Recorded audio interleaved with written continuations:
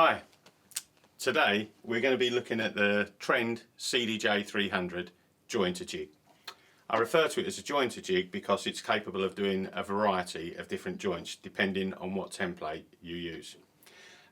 We've bought this one and we only have the lapped dovetail template, unfortunately.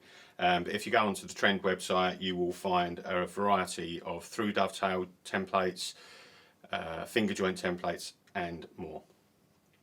So, I didn't want to bore you with assembling it all. If you can't do that, then probably best not to use it. So let's look at the component parts. So here we have the upper wood retainer or clamp, and there we have the lower retainer and clamp. This is the template, and these hoops, or whatever you want to call them, the comb part of the template, is set at a specific size, and this will change depending on the template that you use, depending on the joint that you want to create. The next two most important things are the location pins on both sides of the template. This is where you will line the wood up to, and you'll get a deeper explanation of that as we get into setting up the pieces of timber. These nylock nuts adjust the depth of this template. Get that back in. And what they do is they adjust the depth of the tails in and out of the timber. But we'll look at that a bit more in depth later in the video. Comes with a spanner to adjust those. And let me reassure you, if you need to adjust it, it only requires the smallest of adjustments, maybe a quarter of a turn, half of a turn. If it's a bit deep, it could be 1 millimetre too deep. So if that was inset a millimetre, it might only need a quarter of a turn on each side to bring that out flush. So that's the jig basically, and the component parts. What we're going to do now is we're going to set some timber up in the machine, and then I'll go through what you do.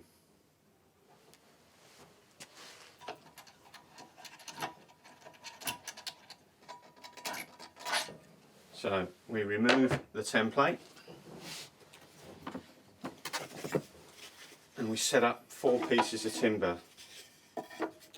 Now the reason we're going to set up 4 pieces of timber is simply because what you don't want to do is find yourself in a situation where when you tighten the clamp, as you can see this is a narrow piece of timber, if you tighten the clamp it's either not going to hold it enough because it'll be pinching on that corner, and if you haven't got a piece of timber in this side,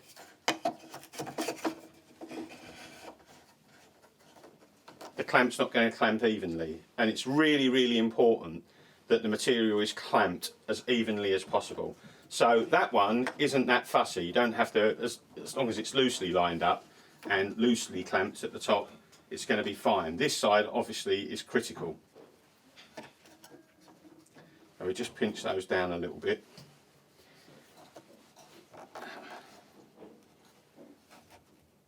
Now, it's very important that this is totally flat. You can use a hammer or a little wood mallet, but that wants to be dead flush against the surface of that timber, and then once you're happy, that needs to be tightly clamped up. Okay, so the wood is now tightly clamped up. The next thing you're going to need to do, if you look at that, you'll see that what I've done is I've put an array of markings on the inside. So the first thing I've done is I've put an eye to indicate that that's the inside face. So when you machine these parts, that face and that face will become the inside. So if it's a drawer, for example, that will become the inside face of the drawer, and so will that. Later on, I'll go into explaining how you do the second, third and fourth joints, but initially we'll just concentrate on getting this one done, and you'll understand the marking and how you need to transfer it around the joints as we go. So the next thing we need to do, I'll get my trusty rule out of my pocket. I can't explain why, but it does work. A little bit of fine adjustment maybe here and there, but essentially from the edge of this material we mark a 15mm line.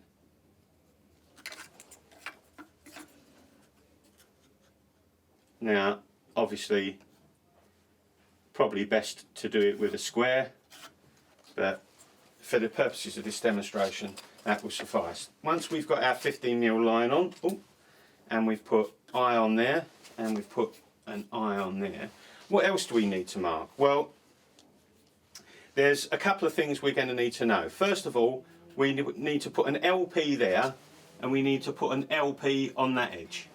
That tells us that that's the side that was located against the pins. That will become apparent as we move around the joints. The next thing you need to know is which corner goes to which corner. So we're going to put an A there and an A there. Actually, we should probably put them a bit lower down so they don't get machined out. So that tells you that those two go together. The next thing you need to decide, particularly if this is a draw, is which is going to be your top edge and which one do you want to be the bottom edge. So you can put a T there for top and a B there for bottom. T there for top and a B there for bottom. So that you know which way round all the faces are going to be, and you're going to have to do this as we work round the joints. So we've got it marked. We can now slide the template back in. Now this is where the marking comes into play, and I'm not sure if the zooming camera will see, but the pencil line that I drew there at 15mm needs to line up with the very edge of the bottom of the cone. And the reason for that will become clearer when we look at the router, because there is a bush that fixes into the bottom of the router which will hit the bottom of that slide, and for the joint to work all that needs to be precisely lined up. Right, so we're all clamped up, wood set, nice and flat, marking is set. So now it's time to get safe. I'm going to put our defenders on and our mask and some goggles, and now we're going to make a bit of noise.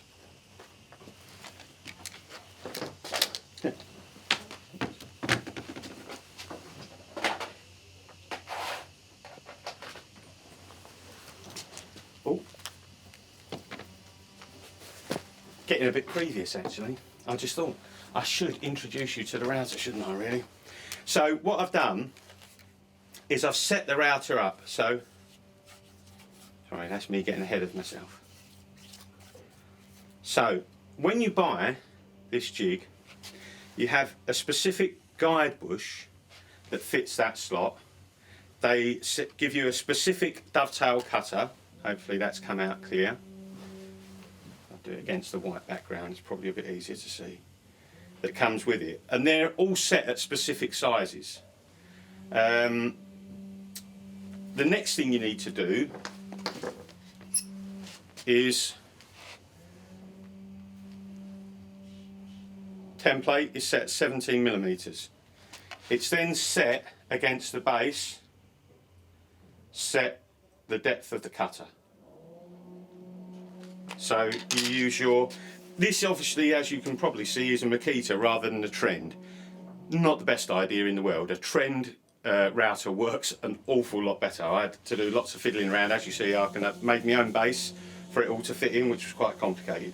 So we plunge it down and then back it off a little bit, so that here on this one we've got a fine adjuster, and if your joint is a little bit too tight, then you can fine adjust it down 1/4 of a turn, 1/2 of a turn, and loosen the joint up, or if it's too loose you can wind it up and tighten it up.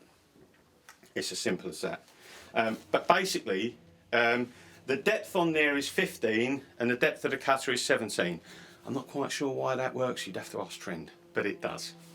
And any adjustment that's necessary is very, very small. Right, before I machine, it just occurred to me that you're not going to be able to hear me with my mask on, and I think it's probably better if I give you a quick explanation of what's going to happen. So what I'm going to do is, if you run a router into the timber, the chances are it's going to start breaking out if you just go in and out and plunge. So what we're going to do is we're going to do a straight pass right across the front to create a rebate. Once we've created the rebate and made a crisp, clean edge across there to stop breakout, then we'll plunge in and out to create the join. So now I'm going to put my safety gear on, and that's where we go.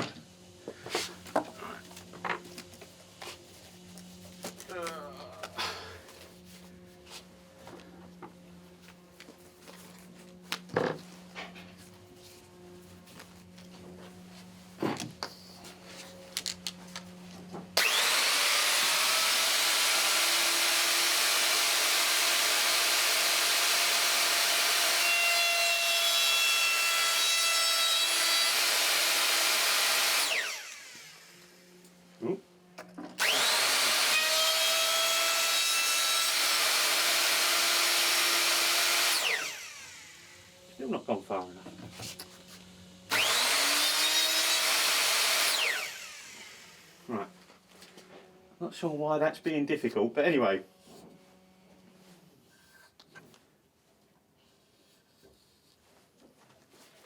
As you can see, nice clean edge.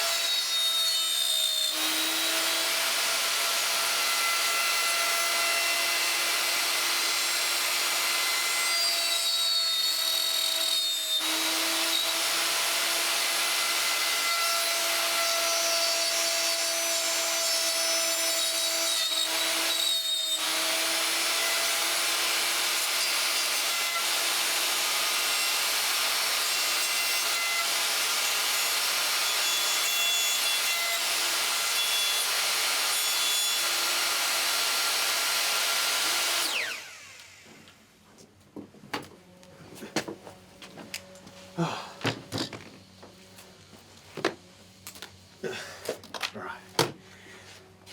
Noisy bit over. Right. Now, what I'm going to do is I'm just going to take this template off just so that you can see a couple of little things which are quite important. I'll use my trusty pencil. So, you can probably see that you get an offset. So the size of the timber that you choose is quite important as well, and that's why I use this particular piece, because as you can see what you've ended up with is half a pin, and that's not really going to look very good. So you need to work out the size of your material so that either you end up with half a tail or half a pin, and it looks better if you end up with half a pin rather than half a tail. So ideally this piece of material wants to end there and that piece of material wants to end there, and then you'll get a cleaner joint, and you can see that on there hopefully. And disappears briefly doing my little Blue Peter bit. Here's one I prepared earlier. So that's 4 pieces that I've joined together as a drawer, but as you can see, if you don't get the setup right, it starts to look ugly and messy. So now what we're going to do, we're going to take these out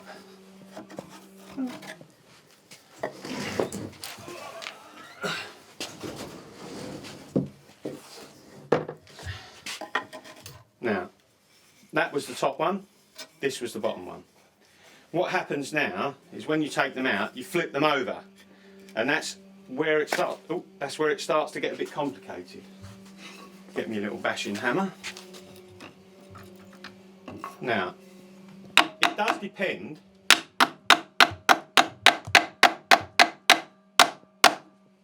on how tight you want the joint. I'm going to bring this right into the camera, because what I'm hoping you can see is in there's like what looks like a black line, but actually that's a small gap, and that is because the joint is too tight. So that's where you'd use your fine adjuster and adjust the cutter down a tiny bit, and then you wouldn't get that, and the joint would be a little bit looser. You shouldn't have to bang it home quite as hard as I just did. But as you can see, what you end up with is a fairly clean joint. It's broken the pin off, and you end up with a nice joint. If you adjust it down, you'll get rid of all those gaps, and then obviously you can clean it up. Now, the next thing that's important is when you look at that, sorry, hopefully you can see that, we've got B at the top, B at the top, LP at this side, LP at this side, top, top, and your two inside faces, and you've got A there and A there, so that's our joint. Now, on the videos that I looked at online, the ones that Trend make, unfortunately, don't help you a great deal. So that's fine, we've got a lovely joint. Let's just say that we've done a bit of fine adjusting and that joint was perfect. What happens now? What happens now is you've got 1, 2, 3 more joints that you need to do. Yeah? So how do we go about doing that? And that's where this marking that we've been doing is absolutely critical. Absolutely critical. I hope the camera's picking all this up. So this is the tail piece, and these would be the pins effectively.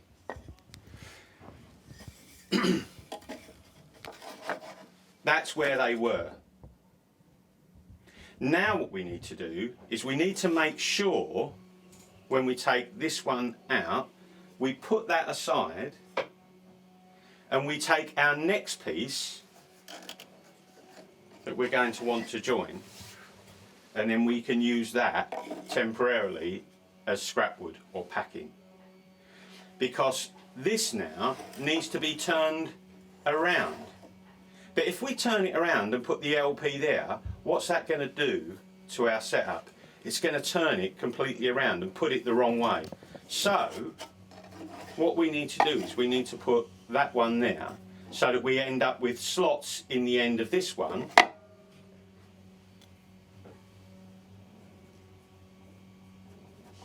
And we're going to call this one B. And then we're going to say right pin. And we're going to say top and bottom. And we'll put that there. And then we're going to put a completely new piece in, because it's going to be different. We're going to give that a slight pinch.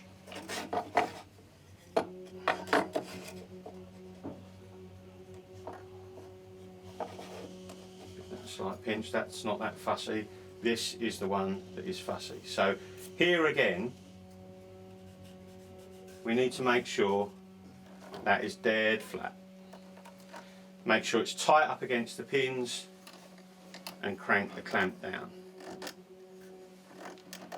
And something that I forgot to mention, but I'm going to mention it now because I think it's quite important, is when these joints are complete, they're probably not going to look perfect. And one of the reasons they probably won't look perfect is you'll notice that although these pieces of timber appear to be planed flat.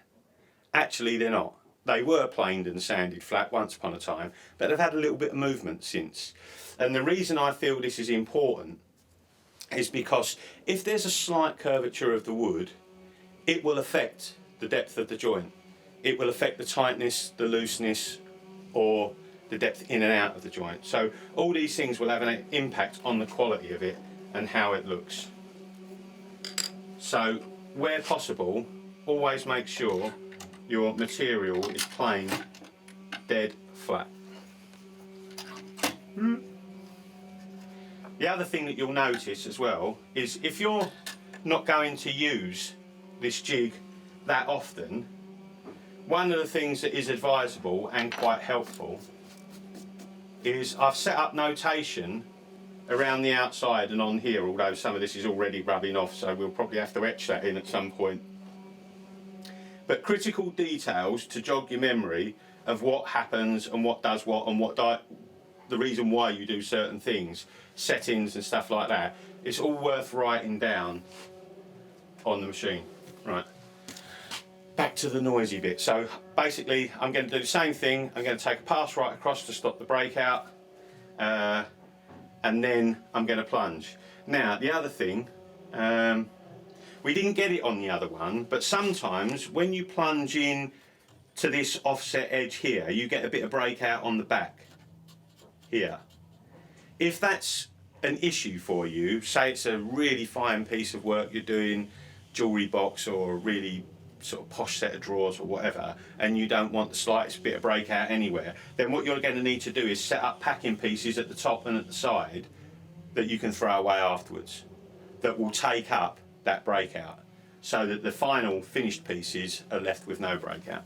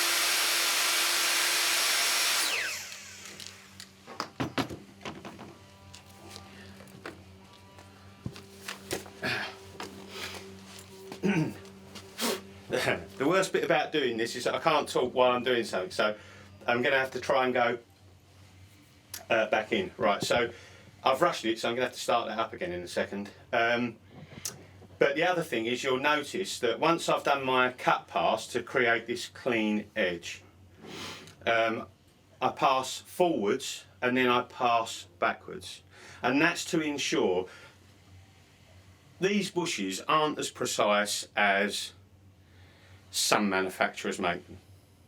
It's very good generally, but they're not to within thousandths of an inch. So to ensure that you get a nice clean complete pass and you've machined out all the joint as much as you should do, it's always best to do a forward pass so that you can feel the bush pushing against this edge of the cone here. So you push it in, make sure it stops there, and then roll it round, and then roll it around the front of this. You want to feel that that bush is always in contact with the comb. So as you pass it, it's touching that one,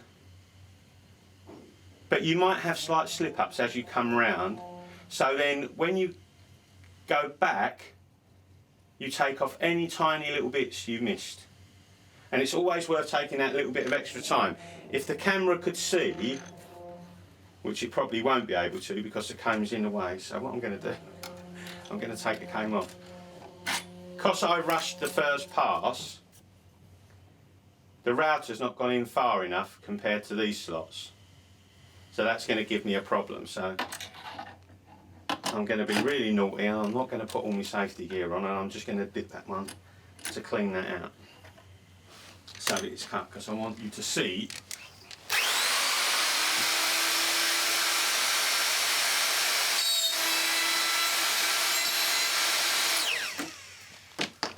how this works. Right, now grab that bit and we'll grab that bit. Now that bit goes in there. Now, although I didn't mark it, I'm going to mark it now. So that's B, that's bottom, that's top, and that's right hand pin. Right? Now the reason that's important,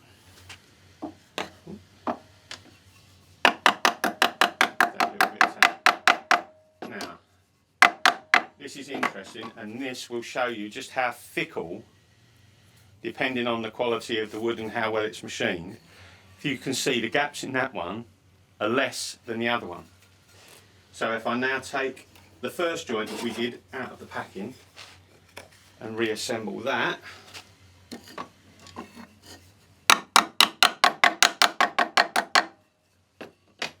now the lap is in the right end. That's right. Right. Now, why is that important? It's important because if you're making a drawer and you want this to be your drawer front, you don't want a hidden dovetail there and a dovetail showing at the front there. Simple as that. Once you've done that, then it's a simple case of this piece with one of the new pieces set up back on the left hand side, and then to do this one, and the other end of that bit would be set up on the right. And then you end up with your 4 joints matching on both sides. As you can see, pine is quite splintery, not the easiest of timbers to work with, so it really does pay to plane the material beforehand and get it nice and flat. The flatter and cleaner it is, the better quality the joints are going to be. And as I say, if you want to stop, there's a really good example. Bits of breakout, see on that one, that's a really good example. I'm going to bring that right up to the camera. That's a really good example of where you've got a splinter disappeared, you've got a bit of the tail disappeared, you've got another piece of the tail disappeared there, you've got a bit disappeared off that corner, you've got gaps in this one, you've got breakout on that corner there. I don't know if you can see that. Can you see the breakout on that corner there? So before you attempt your final piece of wood that you want to work on, it's well advisable to set up some scrap to practice on. Hope you enjoyed the video, hope it was informative, hope you learned something from it. Bye for now.